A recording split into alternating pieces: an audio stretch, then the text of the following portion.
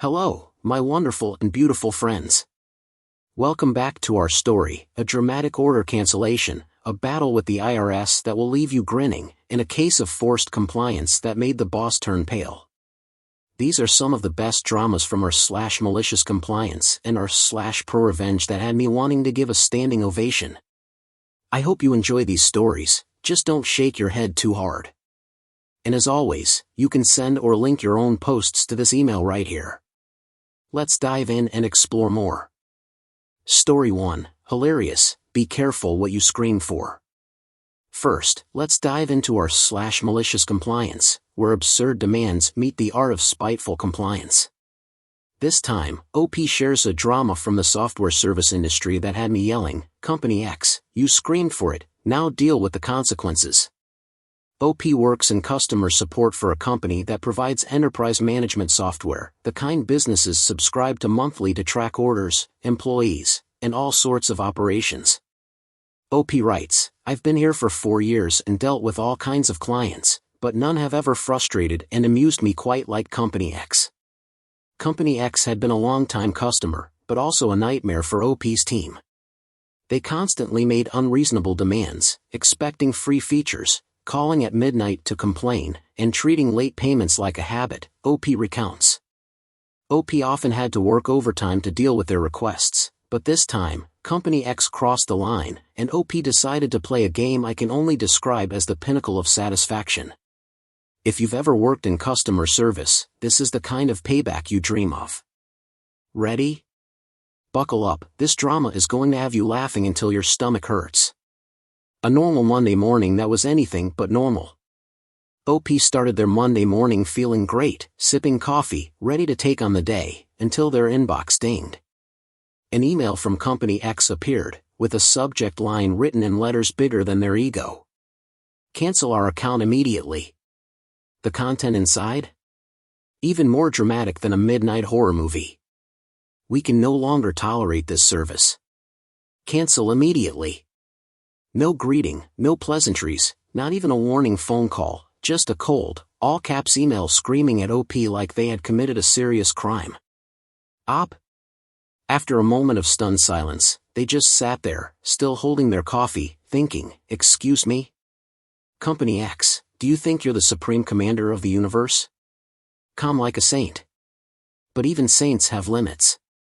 OP didn't rush. They're a cautious worker, someone who has been yelled at before for working too fast. So, they took their time, scrolling through Company X's account, 3 years of service, consistently late payments, yet still considered a VIP client. And now? Screaming for cancellation as if they had been betrayed. OP drafted a professional, textbook-perfect response. Dear Company X, are you certain you want to cancel your account? This is an irreversible action, and all data will be permanently deleted per company policy. Internally, OP thought, they're probably just angry. Let me double-check before they come crying back asking for restoration. But nope. Within 10 minutes, Company X fired back with even more aggression, still in full caps, as if OP was hard of hearing. Cancel immediately. Do not ask again. We don't need this service. At this point, OP just stared at the screen, both frustrated and amused. Oh, you're screaming a second time? Alright then, let's see who can scream louder. When cancel immediately leads to a fatal blow. OP is a professional. Customers ask for something? They get exactly what they ask for, nothing more, nothing less. So, with the finesse of a seasoned expert, OP accessed the system, calmly but decisively hit cancel, and wiped out everything, orders, customer lists, transaction history, gone within 5 minutes. Following protocol, OP sent a polite, well-mannered confirmation email, as if they had just provided excellent service to a valued customer. Your account has been canceled as requested. Thank you for using our services. Leaning back in their chair, OP exhaled in relief. Done. That's the end of it. Drama over. But oh, no! This was just the opening act. The curtain hadn't even fallen yet, and the main character was about to make a chaotic comeback. When realization hits after panic sets in. 2 days passed peacefully. OP assumed the drama had concluded. But then, on a bright and sunny morning, their phone rang furiously, like there was a fire emergency. OP answered, and from the other end, a panicked, trembling male voice shouted, "Why is all our data gone? We can't access the system." With the composure of a Zen master, OP replied, "You requested account cancellation. I followed the instructions exactly as stated in your email." There was a brief silence on the other end, just 1 second of realization, before an even louder explosion erupted. "We're in big trouble. Restore it immediately." Still calm, OP replied, "Sorry, but once an account is cancelled, data deletion is permanent. Our policy is very clear on that." The manager of Company X, who had now transitioned from panic to pure desperation, stammered, "We didn't want our data deleted. We just wanted to cancel the service." OP described the moment with absolute satisfaction. "I wanted to scream at him, 'Cancel means everything. Did you not read the policy?' But instead, I remained professional and politely reminded him, 'Unfortunately, you confirmed the request twice.'" And in OP's mind, there was only one thought. "Company X, you screamed for it, don't come crying to me now." From screaming to begging, a plot twist no one expected. At this point, the drama took an unexpected turn. The manager of Company X, who had just been yelling, switched to begging in an instant. OP recalled the glorious moment. He said, "Please, we lost all our orders, customers are suing us, restore it, I'll pay extra." Aha! Just days ago, they were screaming in OP's face, and now they were saying please and offering extra money? OP just shrugged, cold and unbothered, like a god of justice. Not possible. Deleted data is permanently gone. Boom! A fatal verdict delivered. The manager of Company X, realizing there was no way out, let out a final string of profanity before slamming the phone down. Probably the first time in his life he had experienced such a spectacular self-inflicted failure. The aftermath, Reddit explodes. After this legendary malicious compliance, OP shared the story with their coworkers. The result? The entire office burst into laughter, wiping away tears. And it wasn't just OP's coworkers who loved the story, Reddit went wild. Team OP, Company X is dumb. They demanded cancellation, OP just did what they asked. Team Company X, OP could have warned them better. Losing all their data is a huge loss. Team Chaos, next time, OP should send one final email, "Are you really sure?" to stop them from sleepwalking through their requests. I was laughing so hard while reading, but I agreed with OP. Company X, scream a second time, and you have only yourself to blame. A final twist, an attempt at a comeback. A few weeks later, after suffering enough, Company X quietly sent an email asking to open a new account. Seems like the shock and financial loss finally humbled them. But OP? Smirked. Nope. Not happening. Why? They still hadn't paid their outstanding bills. OP recalled their boss reading the email before delivering a cold, final verdict. "We're not doing business with this kind of client again." And I couldn't agree more. Company X, you yelled for cancellation, and now you expect a smooth return? Not a chance. Final thoughts, a lesson in screaming too loud. This was peak malicious compliance, funny, satisfying, and absolutely deserved. A company screamed for cancellation, only to dig its own grave. Now, I want to hear from you. Are you Team OP or Team Company X? Did OP handle this brilliantly, or should they have been a little more merciful? Have you ever had a customer scream for cancellation, only to regret it later? Drop your thoughts in the comments, I'm very curious. Story 2, Satisfaction, Nathan versus the IRS. Next, we dive into our /ProRevenge with a story cross-posted from our /MaliciousCompliance, where compliance and revenge blend into a masterpiece. This time, OP tells the tale of Nathan, a freelance accountant whose story had me wanting to scream, "Nathan, you're a legend." OP isn't Nathan, but rather someone who witnessed and recounted the story, perhaps a friend or colleague, though that's unclear. But that doesn't matter. What matters is that Nathan turned a tax battle into an act of revenge so brutal that even the IRS was left in tears. Nathan is the meticulous type, simple life, loves paperwork. OP says, Nathan is a freelance accountant, specializing in tax filing for small businesses. He always carries thick-rimmed glasses and an old laptop. But the drama begins when the IRS decides to hassle Nathan over a minor discrepancy in his personal tax return, a mistake that Nathan swears he didn't make. OP writes, Nathan was fined $500, not a huge amount, but enough to enrage him. This wasn't just about money, it was about his reputation.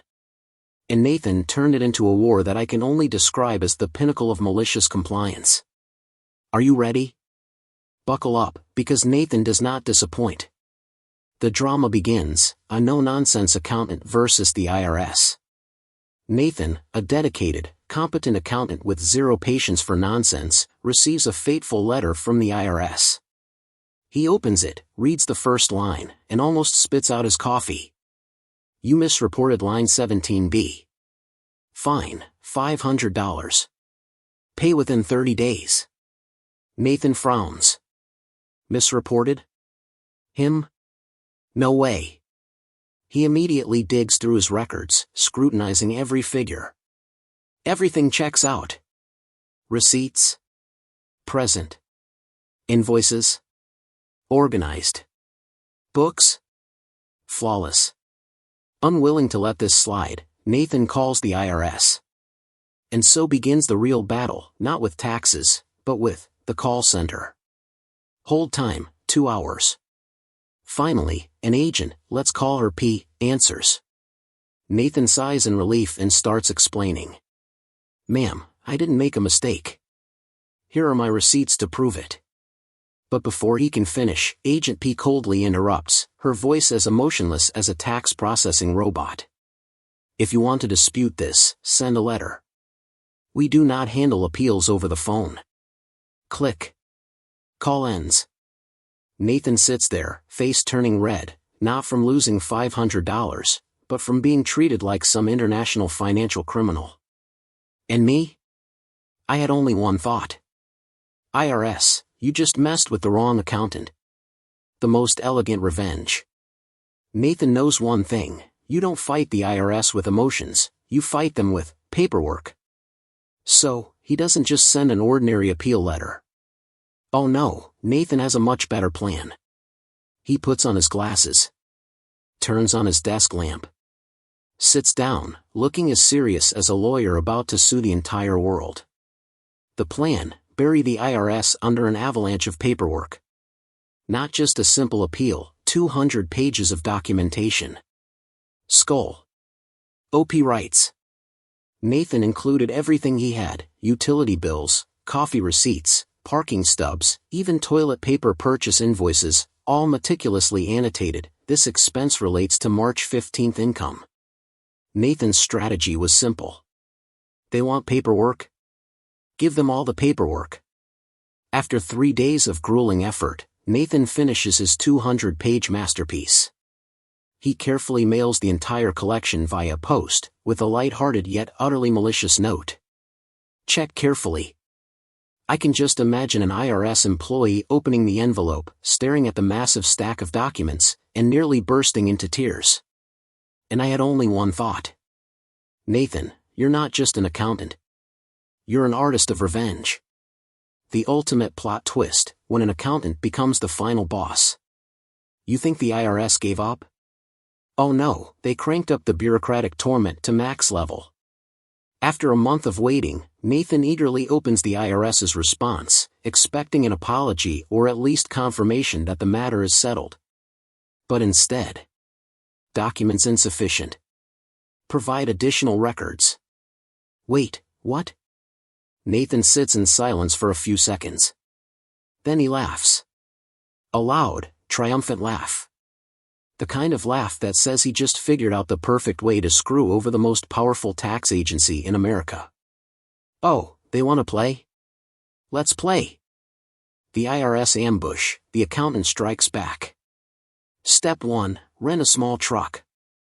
Step 2. Fill it with 3 boxes of paperwork, not just 200 pages, but thousands of pages. Step 3. Not just tax records. His entire 5-year financial history. Every expense, every detail, painstakingly handwritten and explained like a serialized financial novel. This coffee kept me awake for work. Deductible? This movie ticket relieved my stress, improving productivity. Reasonable business expense? Finally, Nathan drives to the nearest IRS office. He walks in and pushes 3 massive boxes to the reception desk. A pale-faced IRS employee, clearly unprepared for such insanity, stares at the mountain of paper. Nathan grins, as if he just checkmated the entire tax system. Here's everything. Check every page. I can only imagine that poor IRS worker looking at the sheer volume of documents, regretting every career choice that led to this moment. And I can only applaud. Nathan, you didn't just fight the IRS, you drowned them in paperwork. The IRS drowns when a giant falls to a diligent accountant. When you mess with a skilled accountant, prepare for a paperwork tsunami. Initially, the IRS thought they were handling a minor tax discrepancy. But after receiving Nathan's 3 massive boxes, they realized they underestimated their opponent. The IRS's administrative hell. OP reports. The IRS had to hire temporary staff just to process Nathan's paperwork. Weeks of sifting through mountains of documents. Thousands of dollars in administrative costs, just to check a $500 fine. I can picture a team of IRS employees, buried in Nathan's 5-year-old coffee receipts, questioning every life decision that led them here. And finally, after weeks of bureaucratic agony, the IRS waves the white flag. They send Nathan a letter, short and desperate. Fine has been canceled. Please, for the love of all that is holy, do not send us any more paperwork. They were begging him to stop. Nathan receives the letter, smirks, and casually replies, I was just following instructions. And just like that, Nathan not only got his $500 back but made the IRS plead for mercy. And I was 10 times more satisfied than him. IRS, you just got wrecked by an accountant. Next time, he might send an entire container of paperwork. The aftermath, Nathan, accounting legend or IRS's worst nightmare? OP writes. Nathan is now a legend in the accounting world. Everyone wants to buy him a drink to learn his IRS combat strategy. On Reddit, a war broke out between 2 camps. Team Nathan, the anti-bureaucracy warriors. IRS brought this upon themselves. Nathan just gave them what they asked for. He should have included sandwich wrappers labeled living expenses. Team IRS, the bureaucracy defenders. Nathan wasted resources. In the end, taxpayers suffer. Did he really need to troll them that hard? And me? I was laughing so hard my jaw hurt, and I was 100% on Nathan's side. IRS wanted documents? They got them. So, what do you think? Hero or menace? Ever seen malicious compliance this extreme? Tell me, I live for these stories. Story 3. Drama, mandatory, you say? Finally, we're back with our /malicious compliance, the place where dumb rules meet smart compliance. This time, OP shares a workplace drama that made me want to shout, OP, you played it perfectly. OP is just an ordinary office worker at a medium-sized company, the kind with a small office, a few dozen employees, and a remote work culture that's been in place since the pandemic. OP writes. I've been working here for 5 years. The job is fine, the coworkers are nice, and we've been holding meetings via Zoom since 2020, no complaints at all. But then the drama begins with the arrival of a new boss, let's call her Ms. M. OP describes her as a control freak who issues orders just to prove she's in charge. OP continues. Ms. M came from a big corporation, bringing along outdated management styles. Everything must be in person, no technology preference. And in her very first week, Ms. M made an announcement that shocked the entire team. In-person meetings were now mandatory. OP writes. She said, from now on, all meetings must be in the office. No Zoom. No excuses. This wasn't just a minor change, it was a ticking time bomb. And OP turned it into a compliance masterpiece that had me in stitches. Are you ready? Buckle up, because Ms. M is about to get a lesson she won't forget. The drama explodes, and OP feels it literally. The first mandatory meeting under Ms. M's reign took place soon after. While everyone was still in shock, OP immediately felt the literal impact of this new rule. OP explains. My office is a 2-hour drive from my house, each way. And guess what? I've been working remotely all this time with zero issues. Everything has been smooth, productivity high, and my work has always been top-notch. But now? Everything changed. One fine morning, OP's inbox dinged, revealing an email from Ms. M that might as well have been a royal decree. Mandatory in-person meeting. Monday, 9 a.m. No Zoom. No excuses. No excuses. OP wasn't sure what that meant, so they decided to clarify in the group chat. OP, what if we have a scheduling conflict? I have a Zoom call with a client at the same time. Less than a minute later, Ms. M fired back with a response so sharp it could cut steel. No excuses. Mandatory means mandatory. If you don't show up, you don't have a job. Wait. What? OP nearly spat out their morning coffee. OP writes. I was furious. 2 hours of driving just for a 30-minute meeting, when a Zoom call would have taken 5 minutes, been 10 times more efficient, and way more convenient? Is this work, or is it corporate punishment? And OP wasn't the only one pissed off. The group chat exploded. She's lost her mind. Are we in 2025 or 1925? So we're just supposed to sit in traffic every day now? But no one dared to push back. Why? Because Ms. M was new, and everyone feared for their jobs. Except OP. If Ms. M wanted mandatory compliance, OP was more than happy to give her exactly that, with a malicious twist. Can you guess what OP did next? Get ready, because the counterattack is going to make you laugh out loud. The meeting of doom, 6 a.m., coffee, and a forced smile. OP writes. Monday morning, I set my alarm for 6 a.m., dragged myself out of bed, downed a way too strong cup of coffee, and hit the road. 2 hours in traffic, endless honking, and a lot of questioning my life choices later, I arrived at the office exactly at 9 a.m., coffee in hand and a forced smile on my face. Ms. M was already there, arms crossed, scanning the room like a general inspecting her troops. Good. Everyone is here.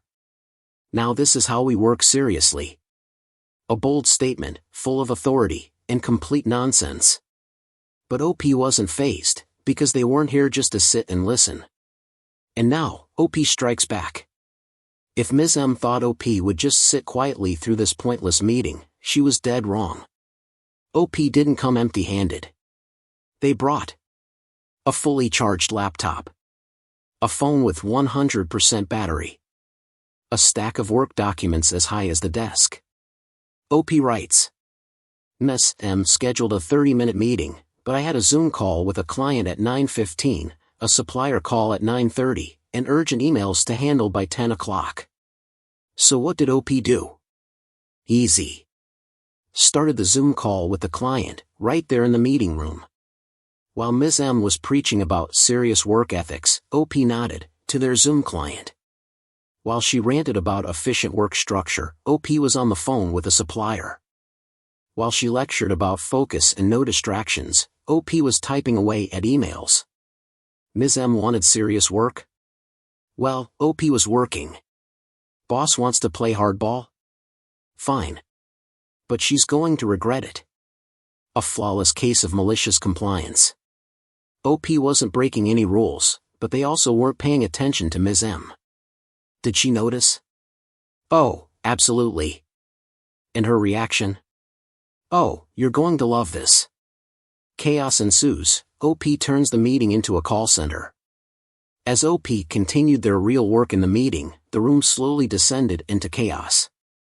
Miss M was going on about next quarter's plans when I casually opened my laptop and started the Zoom call on speaker mode. Just to let everyone enjoy the experience. Ms. M's eyes narrowed. "What are you doing?" "OP, calmly, I'm attending your meeting, just as required." She was speechless. Meanwhile, OP's coworkers were dying trying not to laugh. But OP wasn't done yet. Next, they pulled out their phone and made a call to the supplier. "Hey, did you send over the updated pricing?" "Oh, hold on, I'm in a mandatory meeting." Ms. M's jaw dropped. The rest of the team? Trying their best to keep it together. Then, the final move, OP opened their email, typing aggressively, while still nodding at Ms. M as if they were listening. At this point, OP was fully booked, just not with Ms. M's nonsense. The team was barely holding back laughter. Ms. M was turning red like a tomato. I read this and thought, OP, you turned the conference room into a freaking call center. The breaking point, you want meetings? Okay, let's have all the meetings. For 2 weeks, OP kept attending every in-person meeting. But they also did Zoom calls right there in the room. Answered emails during speeches. Had supplier calls on speaker mode. And then, the whole team joined in. Before long, the meeting room became a chaotic, buzzing office space, except no one was actually listening to Ms. M. And then, she snapped. "What the hell are you all doing?" OP, with a poker face. "You said it was mandatory, right? So here we are." A few hours later, an email arrived. Meetings are now optional. Zoom is allowed. And just like that, OP won.